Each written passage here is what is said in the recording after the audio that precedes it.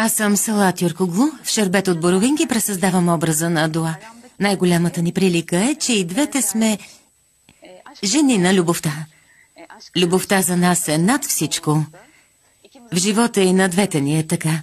Но това, по което се различаваме, е, че Дуа премахва всички граници в името на любовта, докато Сала е човек, за когото дори в любовта има граници, които не може да прекрачи.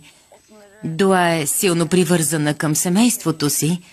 Няма нужда да го казвам.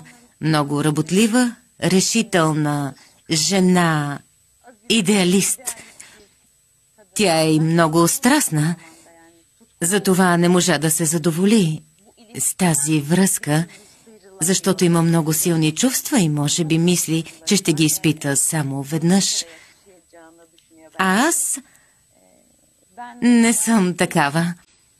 Но двете си приличаме най-вече по това, че сме много емоционални. Усетят ли вашата положителна енергия, хората дори неволно се сближават с вас. И от тази близост се ражда обичта. Предимството на екипа на Шербет от боровинки е това, че всички са много искрени и откровени. Така по-лесно се свързваме с публиката, затова и тя ни подкрепя. Така си мисля. Имах една трудна сцена, но зрителите не я видяха. Беше изрязана. Сцената с раждането. По време на операцията за раждането бях полуприпаднала. После решихме, че не е достоверно и го променихме. Но в онова състояние аз изпитах невероятни чувства. Слях се напълно с образа на Дуа. Бебешкият плач ми повлия неописуемо. Цялата настръхнах, плачех и не можех да спра. Колко епизода сме снимали досега? 86.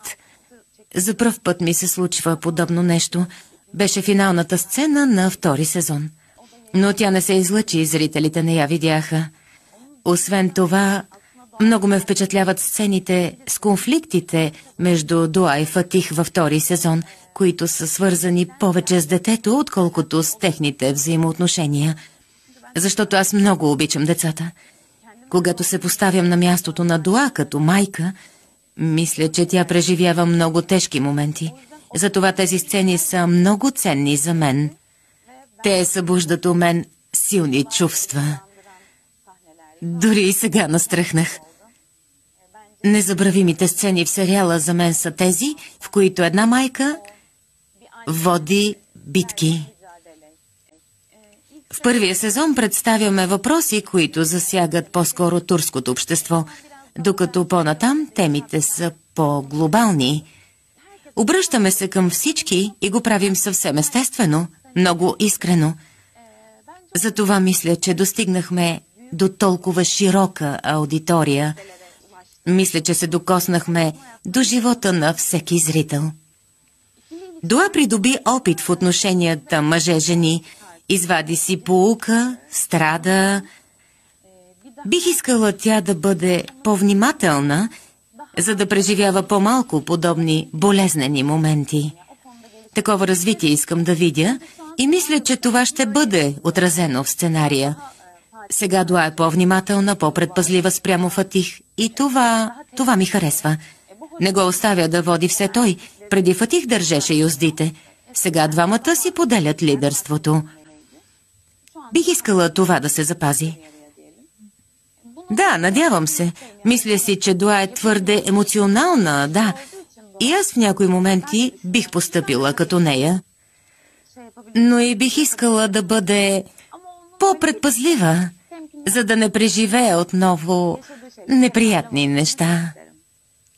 Много сме щастливи, много сме горди, защото е прекрасно работата ни да се харесва и приема от всички. Повечето ми колеги също мислят така. Затова и сме избрали тази професия, за да можем да докосваме публиката, да се обръщаме към хората. Затова и се радваме, когато получаваме положителни отзиви. Много съм щастлива. Опитвайки се да разбера Дуа, развих своята емпатия. Отървах се от предубежденията си. Преди бях по-крайна. Казвах, как може да правят това или онова, как е възможно. Мисля, че сега омекнах. Когато се сблъсквам с хора, които не реагират като мен на нещо в обществото, аз вече не ги съдя. Казвам си, че имат своите причини. Мога да кажа, че емпатията ми се увеличи. Моята цел като актриса е да докосвам живота на различни хора, да намирам място в сърцата им. Получавайки добри отзиви, чувствам, че върша правилното нещо.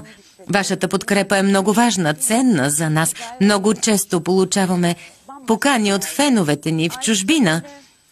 Вниманието им е огромно. Има много предложения.